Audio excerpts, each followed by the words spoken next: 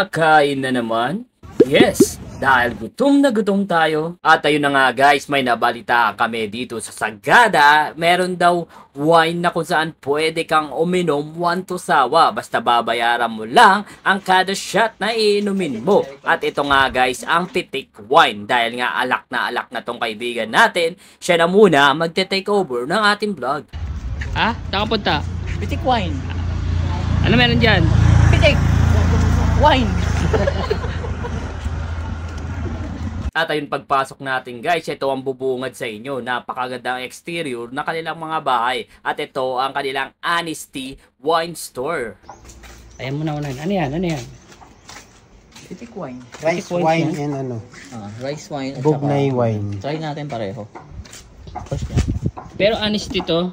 Honesty wine bar. Honesty. Yung Mga. full shot ba yan? Familiar naman ako sa lasa ng bugnay. Pero try Pero full natin shot ulit. yan. Half lang. Hindi, up lang. Malalalasing Ang tayo. hot kasi titikman ko yung ibang flavor. half shot guys is 20 pesos. Ayan. Yan nga. Half shot na natin. Bugnay wine. Ano lasa?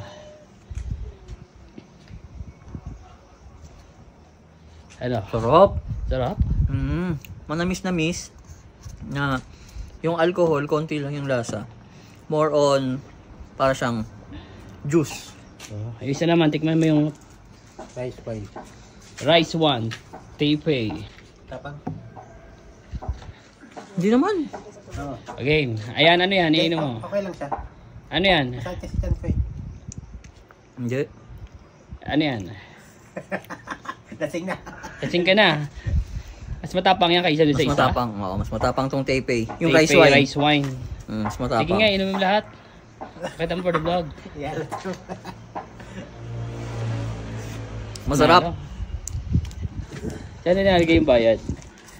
Taipei wine. Wala kang ibang gagawin kundi umupo, kumuha ng wine, uminom. Take two. Mali. Kailangan isip mo. Pagpasok namin guys dito sa kanilang Honesty Store, ito ang bumungad sa amin. Napakaganda ng kanilang interior design dito. May mga iba't ibang klase ng alak na pwede mong bilhin at pwede mong tikman. So walang bantay dito guys dahil nga Honesty Wine Store ito. Saan meron dito sir? Ba't walang tao? Magbabayad. So honesty store talaga ang nangyayari dito. So baka parating ka na yata sir eh. Hindi, ano pa bang titikman ko rito? So titikman niya yung gawin niya lahat. Itong persimmon tsaka blueberry. Sige, tikman mo lahat yan. Ako lang to. So siya yung video ngayon for this vlog kasi siya yung malakas uminom. Aporte ka. Ikaw, ayaw mo mag-try? Masakit mo. Gamot to, alak to. Alak yan. Hindi dapat i-cleanse mo yung sikmura mo. Sikmura mo. Game. Ano unang tatry nyo? Try natin itong blueberry kasi mukhang hindi masarap, hindi nababawasan eh. Oh. Blueberry, sige. Blueberry. Hindi mabawasan. Half shot lang no? Half shot lang. Half shot lang tayo. Yung persimmon. Ang hindi nababawasan yun yung Taipei. Half shot. Okay. Amoyin mo muna kung ano na amoy. Mo? Oo. Sige. Walang ibang gagawin kundi umupo, kumuha ng baso, tumagay, at uminom. Ano nasa? Gumuguhit sa lalamunan. Take two. Mali. Dapat hindi ganyan yung mukha mo. Isa pa. Ano naman, isa pa. Isa naman ang kunin Mas mo. matapang. Okay, isa naman. Opo, Next. try ka. Ano yan? Ano naman yung Pinablog itetest ka ko? pa eh. Ano yan ititikman mo? Try natin itong persimmon. Hindi ko alam kung ano yung persimmon. Prutas yata. Bili ako nito. Dahon siya. Tignan natin. Wala kang ibang kailangan gawin kundi uminom.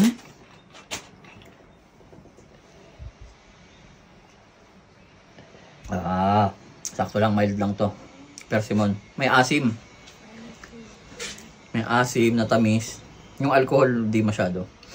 So, sa alcohol, matapang si rice wine at saka si blueberry. Itong dalawa. Kasi ito parang juice. Parang juice. Parang juice tong bugnay. Ito, dito, medyo may alcohol, pero hindi ganun katapang. Ito medyo matapang. Blueberry matapang. Tapang. Sarap. So, alin dyan ang bibili niyo, sir? Kung bibili kayo, Bibili ko ng persimmon tsaka ng rice wine. rice wine. Bili mo na lahat. Full shot. Uupo. Tatagay. Hindi, half shot lang yung 20. Ayoko ng whole shot. Yan. Ang dami. Ano amoy? May bayabas. Tapang. Hindi. Sarap. Oo nga, lasang bayabas. Na may asim. Na may alcohol. Andun din yung lasa ng bayabas. Kaya okay. Ito kasi hindi ko alam yung lasa ng persimmon eh.